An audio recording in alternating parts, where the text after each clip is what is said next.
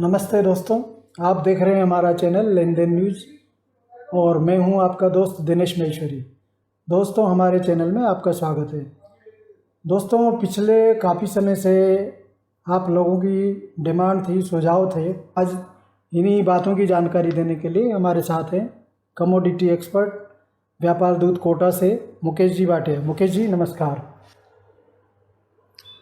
हल्दी मैंने लगभग जुलाई से पॉजिटिव ट्रेंड बताया था। उस मुजब हल्दी पॉजिटिव ही चल रही है। हालांकि कोई बड़ी तेज़ी नहीं आई है, 2-4 रुपए की तेज़ी हो जाती है, कोई बड़ी बात नहीं है। लेकिन जो अभी मराठवाड़ा के बिजाई के आंकड़े आए थे वह संतोषप्रद थे, लेकिन पिछले दिनों महाराष्ट्र में जो भारी वर्षा हुई उससे हल्दी की फसल को कम से कम 30% का नुकसान है, जो आप मराठवाड़ा के अपने व्यापारियों से मालूम कर सकते हैं। तथा इसमें सपोज करो तेज़ी भी नहीं आए तो भी मंदी बिल्कुल खेलने की कोशिश मत करना। जो लगभग मेरे पास आंकड़े आ रहे हैं वो हल्दी वापस 9200 रुपये NCDS बोर्ड एक बार दिखाएगा, ऐसी संभावनाएं जताई जा रही है। 5 अप्रैल 2021 को मैंने लिखित में सभी ग्रुपों में निवेदन किया था कि सोयाबीन 8000 पार करेगी।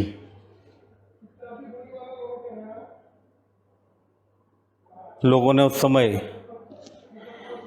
मेरी बहुत मजाक उड़ाई थी। बहुत मजाक उड़ाने से मतलब है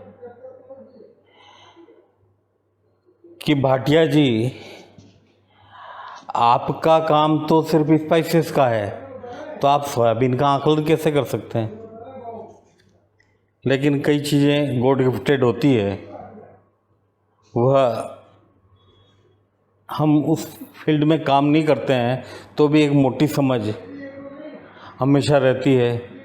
ऐसे ही सरसों के लिए मैंने कहा था कि जून के बाद सरसों भी ढूंढनी मुश्किल होगी। बीच में लॉकडाउन लगा, इस वजह से सरसों की खपत थोड़ी कम हुई, लेकिन उस समय मैंने 7500 का आंकड़ा सरसों का दिया था, तो सरसों 7500 रुपये पार करके वापस मंदी भी हुई। उस समय मेरे पास बहुत फ़ोन आए, साहब क्या करें क्या नहीं करें। मैंने कहा साहब दिवाली तक रुको, सरसों 7500 होगी। मतलब ये कहा मैंने, तीर में तुक्का था, यूँ मान लो तीर में तुक्का। यूँ कह रहा हूँ कि भाई दीपावली तक नहीं हो, दीपावली के बाद हो, ये मुझे भी ज्ञान नहीं था। लेकिन गवर्नमेंट के दखल दलहन और तिलहन में ज़्यादा रहते हैं, इस वजह से एक लाइन ज़रूर मैं कहना चाहूँगा कि यदि दलहन और तिलहन में जो सरकारी दखल होते हैं, यदि वो दखल नहीं हुए या कम हुए, जैसे गवर्नमेंट का जो गलत फैसला था दलहन के ऊपर स्टॉक सीमा लागू करने का, क्योंकि दलहन में कई सारे ऐसे दलहन थे जो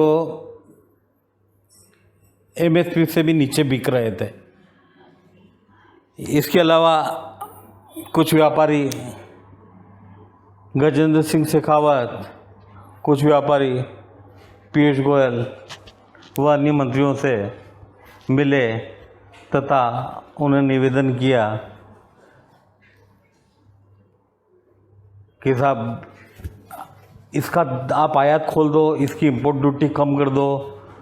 तो गवर्नमेंट ने इंपोर्ट ड्यूटी तो कम नहीं की, लेकिन साथ ही उन लोगों को यह कह दिया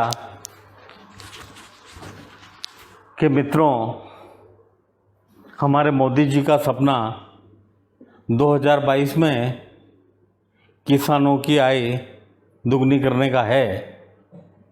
इसलिए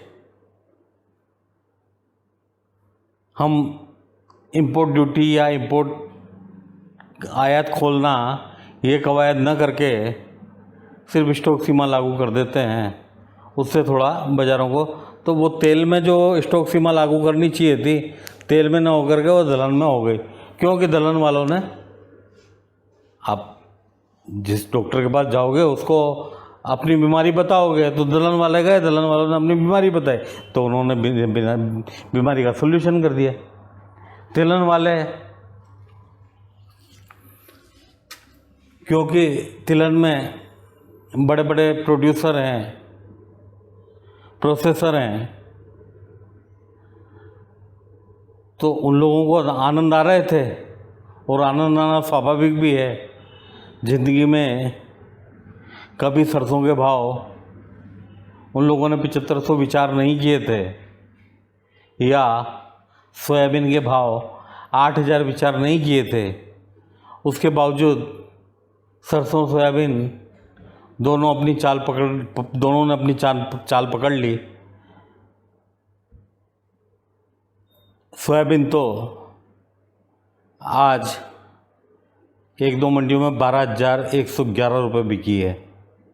बाकी जनरली 10,000 के एक नॉर्मल वाली रेंज के भाव हो गए हैं। सोयाबीन चूँकि अपने पीक भाव पर पहुंच चुकी है, हालांकि अभी इसमें गुंजाइश है, तेजी की गुंजाइश इस हिसाब से है कि फसल आने में अभी समय है 2 महीने का, तो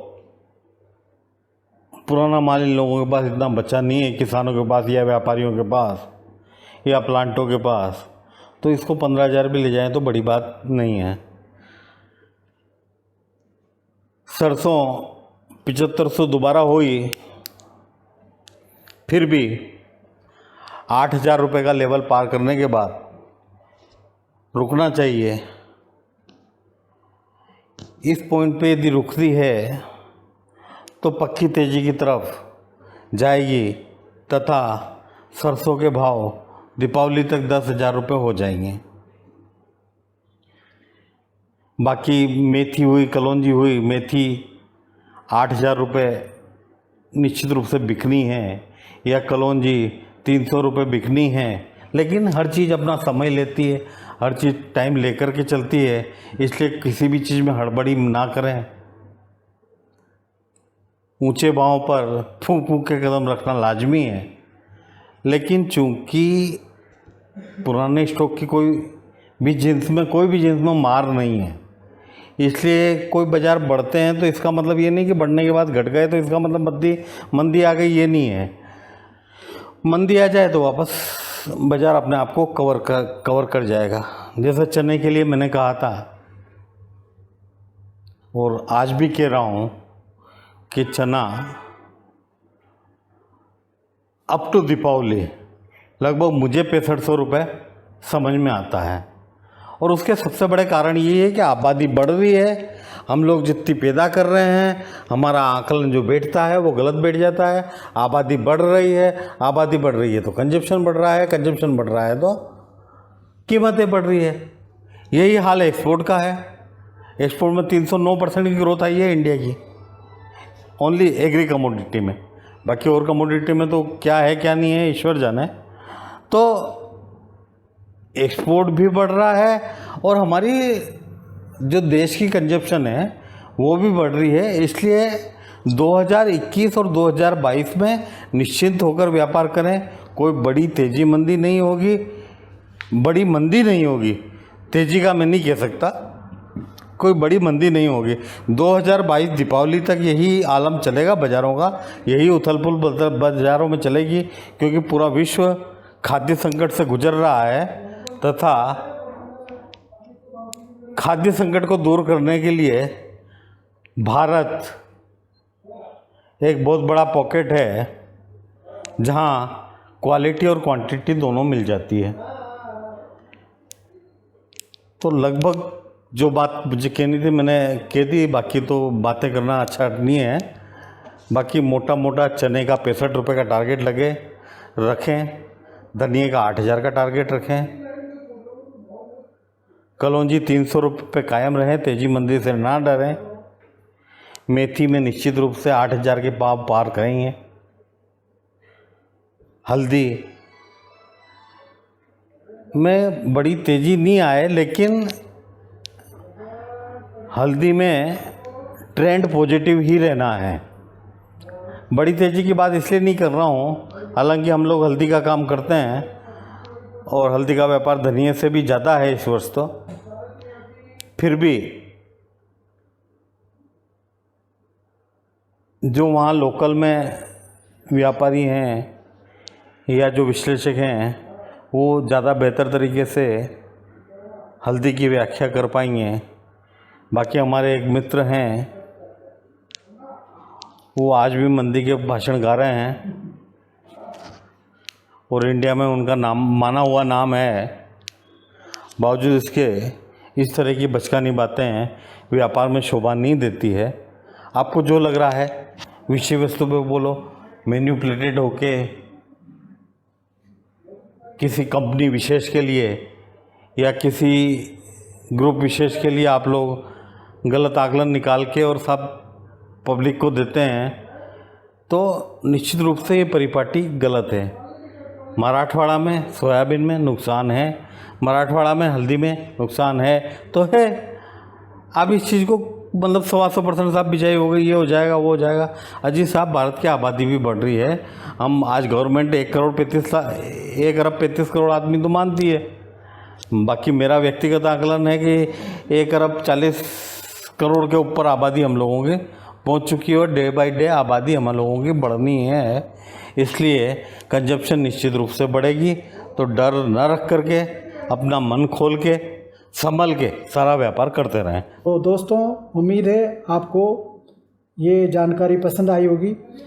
मुकेश जी, जिसे अभी अपन चर्चा कर रहे थे कि सरसों 7500 जाएगी, तो क्या 7500 से ऊपर भी जाने का अनुमान है? क्योंकि अनुमान लगता है कि 7400-500 से ऊपर जा सकता है भाव इसका। 7400-500 तो अभी एक बार पहले हो चुका और अभी भी चल रहा है। हाँ, तो ये इसको तो तोड़ेगा निश्चित रूप से। ये 8,000 रुपये तो होनी ही है, लेकिन 8,000 के बाद क्या होगा ये आकलन लोग नहीं लगा पा रहे। वास्तव में आकलन इसलिए नहीं लगा पा रहे हैं कि पीछे 2016 की नोटबंदी के बाद लोग 2019 तक काफ़ी परेशान रहे। 2019 के बाद लोग वापस उभर करके बाज़ार में आए हैं, तो लोगों को ये समझ नहीं पड़ रही कि साहब कंजप्शन बढ़ रही है, प्रोडक्शन जितना विचार कर रहे हैं उससे कम हो रहा है।